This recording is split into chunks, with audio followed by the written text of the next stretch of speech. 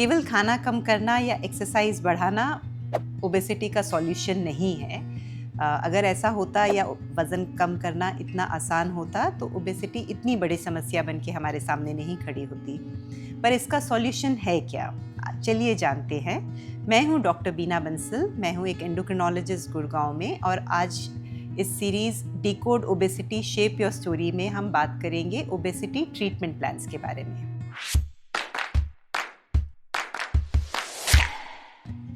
वज़न कम करने के पीछे बहुत सारे बैरियर्स हैं, जैसे कि जब भी हम सपोज़ एक डाइट रिस्ट्रिक्शन मोड में जाते हैं, बॉडी स्टार्वेशन मोड में चली जाती है और वज़न न केवल प्लेटू हो जाता है, वो वापस बढ़ने लगता है बिकॉज़ हमारे बॉडी में इस तरह का मेटाबॉलिक एडेप्टेशन होता है, कुछ हार्मोनल चेंजेस होते हैं जिसकी वजह से बॉडी तुरंत वज़न बढ़ाना शुरू कर देती है।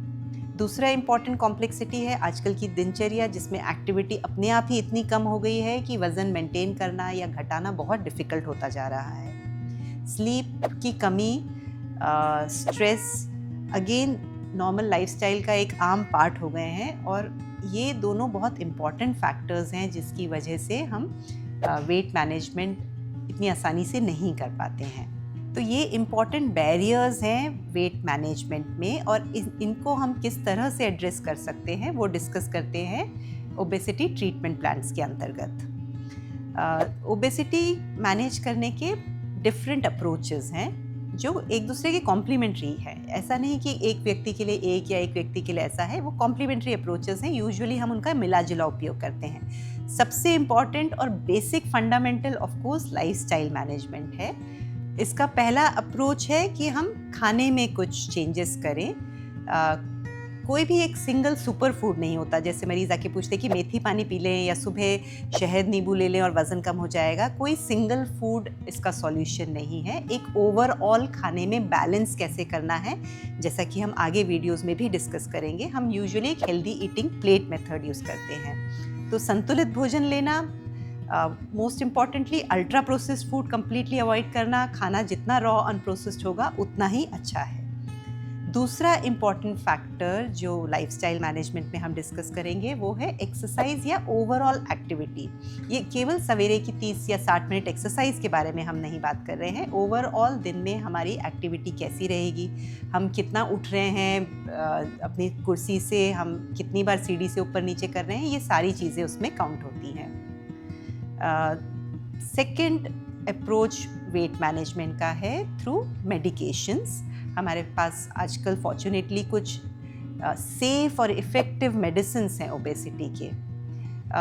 ओबेसिटी की दवा लेने का ये मतलब नहीं है कि हम अपनी कोशिश नहीं कर रहे हैं। लोगों का ये समझना होता है कि हम दवा ले रहे हैं इसका मतलब हम आलसी हो गए। ऐसा नहीं है। जैसा हम डिस्कस कर चुके हैं, किसी भी और बीमारी की तरह जैसे कि डायबिटीज़, ओबेसिटी भी एक डिजीज़ है जिसमें बहुत सारे चेंजेस हैं हमारे ब्रेन में और गट में, और केवल डाइट और एक्सरसाइज के द्वारा हमेशा हम इसको काबू में नहीं कर सकते हैं, और वहाँ पे हमें दवाइयों की ज़रूरत पड़ती है। जैसे कि हमारे पास कुछ ऐसी दवाइयाँ हैं जो फैट एब्जॉर्प्शन कम करती हैं, जैसे ऑर्लिस्टैट। दूसरा मैकेनिज़्म जिसके थ्रू वेट लॉस मेडिकेशंस काम करती हैं वो है गट हार्मोन्स के द्वारा।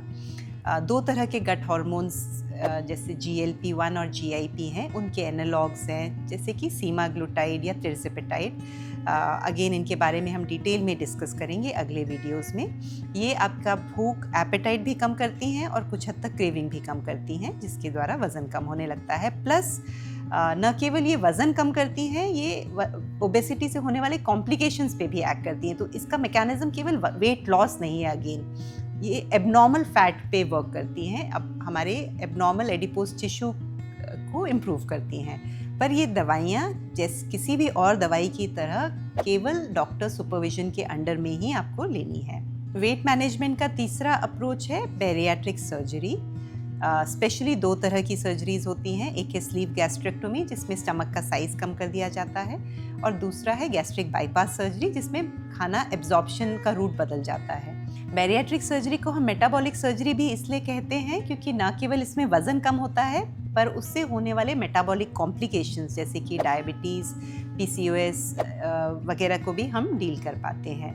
इसका उपयोग हम यूजुअली ऐसे लोगों में करते हैं जिनका या तो BMI 35 या 40 के ऊपर जा रहा है या ओबेसिटी के साथ एसोसिएटेड कॉम्प्लिकेशन सीवियर फॉर्म में हो। यूजुअली डॉक्टर्स आपको मेटाबॉलिक सर्जरी की सलाह देंगे जब उसके बेनिफिट्स उसके रिस्क को आउटवे कर रहे हों। और इनके साथ हमें फॉलोअप में ऑफ कोर्स लाइफस्टाइल मैनेजमेंट भी कॉम्प्लीमेंट्री तौर पे यूज़ करनी चाहिए।